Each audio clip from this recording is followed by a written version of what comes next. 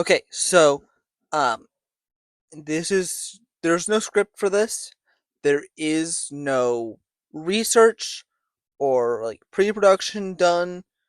Um I have no idea how long this is going to be. This is just me sitting in front of the camera and kind of rambling on for however long. But I want to talk about the Eternals movie, which is something that I am sure no one has said since it came out, when 2021 maybe. I don't really know. Um, but I might be one of the few people that has thought about it since maybe the you know following 6 months, because, well, in all honesty, it wasn't a very good movie. And even when I walked out of the theater, I understood why. And it was one glaring problem that kind of divided itself in like three key ways, in my opinion. And that problem was the writing. The writing wasn't good. Like, I thought visually, I thought it was interesting, and it was like, it didn't look like the normal Marvel movie, which I think really helped it set itself apart. And the acting I thought was pretty solid too. But it was the writing that really kind of didn't sit well with me. And again, there's three key parts that really kind of helped me realize that, even when I was watching the movie.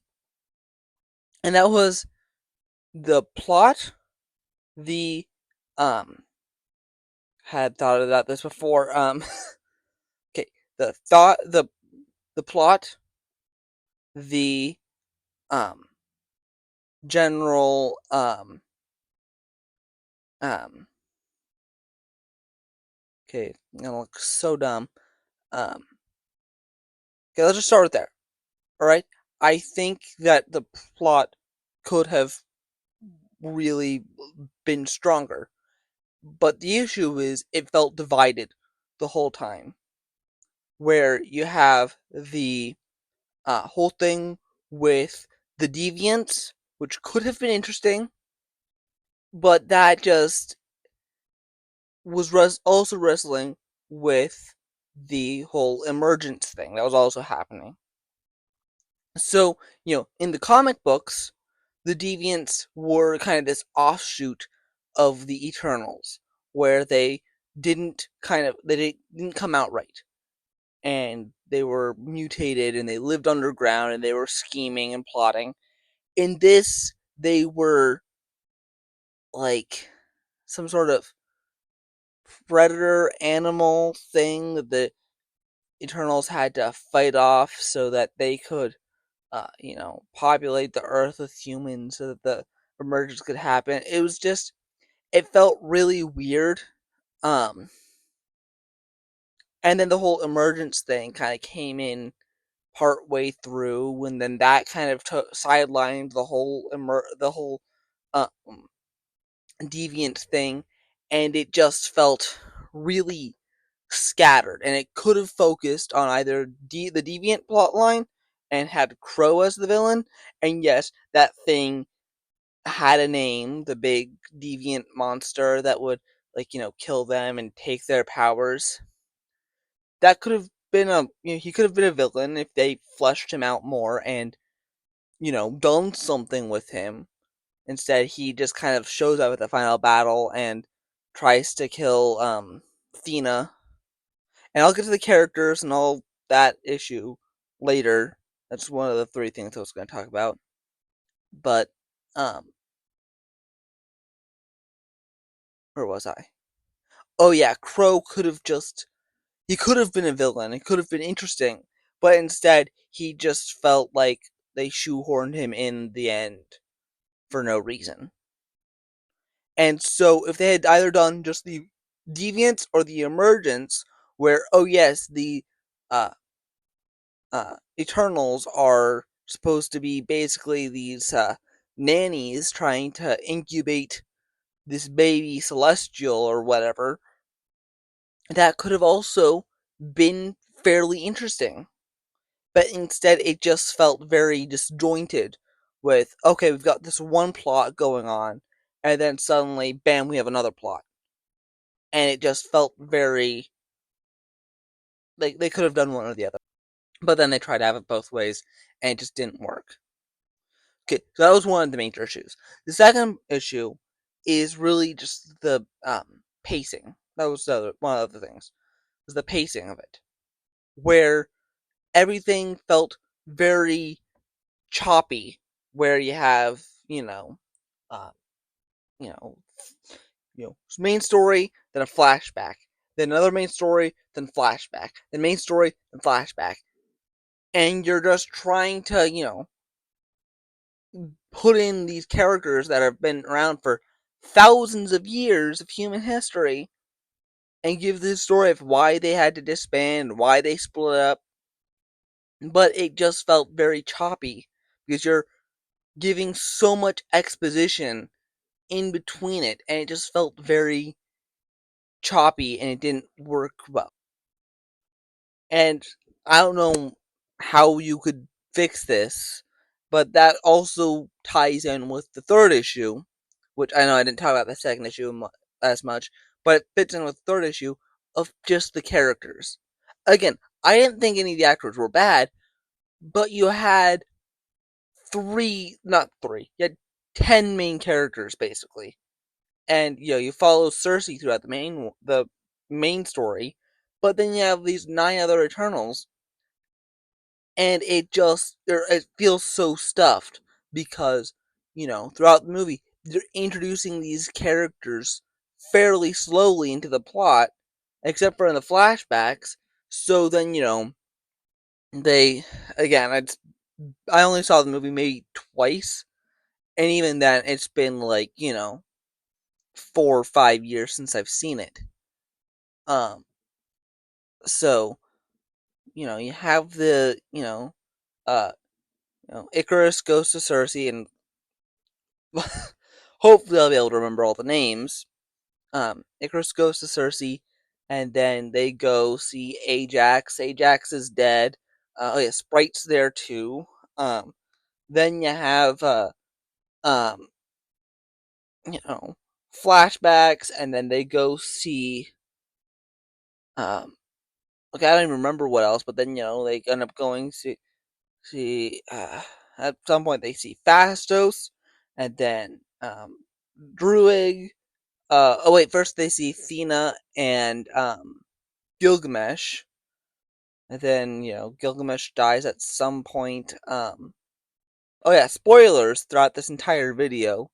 But the movie's been out for however long. Um, but then you have um Fastos and Druig and Makari, and at some point they've got to explain what's going on to them also. And of course they don't explain it within the movie, but you have to admit, have to imagine that that's all going on off screen, and it just feels very crowded and um, very stuffed. And I know the movie was pretty close to 3 hours ish. Again, I haven't done any of the research, so probably a lot of the details in this video are wrong, but it just felt very stuffed even for an almost 3 hour movie. And then at the end, you're doing so much setup for a sequel that, at this point, probably won't ever happen. I forgot about Kingo, also. Another one of the um um also another one of the Eternals. Honestly, probably one of the best ones in my opinion. Um but again, it's so hard to keep track of 10 main characters spread out and within thousands of years of history, and you're trying to keep track of everything and what's going on, and then basically two different plots, including the Return of the Deviants and the whole emergence thing. And if you're gonna do all of this, then you gotta cut things down. You gotta cut things out. And this movie could have been more interesting if they really consolidated it. Don't focus on 10 Eternals. Focus on, you know, 4 or 5. You can introduce more later at some point. Don't focus on the deviants and the emergence. Only focus on the deviants. Alright, because that's what was actually in the comics. But, like, you could do interesting things with this. Even with, the change of the deviants, I'd say change them less. Don't make them these mindless creatures just attacking.